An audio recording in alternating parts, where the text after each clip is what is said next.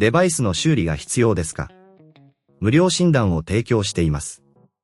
ご自宅まで集荷、配達いたします。電話や移動は不要です。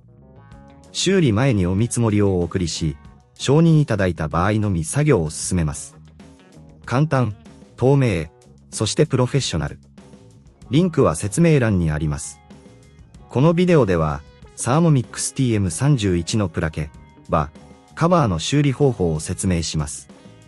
まずは、必要な工具を準備しましょう。必要な工具は、プラスドライバー、トルクスドライバー、清掃用のブラシです。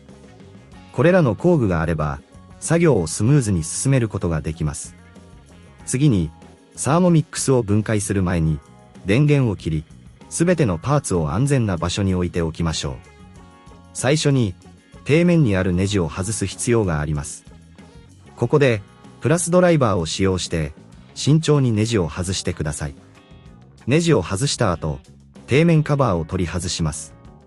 これで内部にアクセスできます。内部を清掃する際は、ブラシを使って、ホコリや残留物を取り除きます。特に、刃の周りは注意して清掃してください。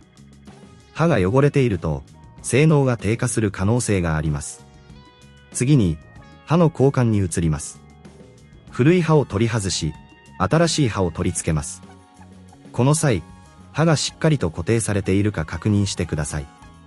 刃の交換が難しい場合は、義務のない専門診断を受けることもできます。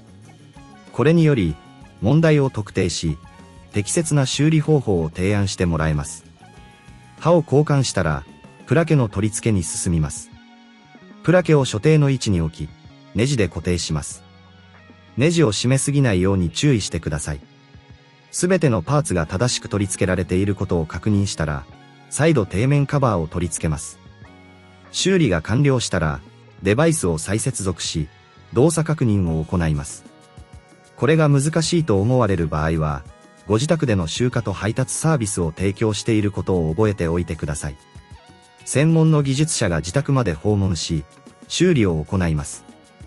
電話不要、移動不要で、簡単に手続きができます。最後に、修理前の見積もり提供を行っているため、費用を事前に確認することができます。これにより、安心して修理を依頼できます。これでThermomix TM31の修理方法の説明は終了です。次回のビデオでお会いしましょう。デバイスの修理が必要ですか？無料診断を提供しています。ご自宅まで集荷、配達いたします。電話や移動は不要です。修理前にお見積もりをお送りし、承認いただいた場合のみ作業を進めます。簡単、透明、そしてプロフェッショナル。リンクは説明欄にあります。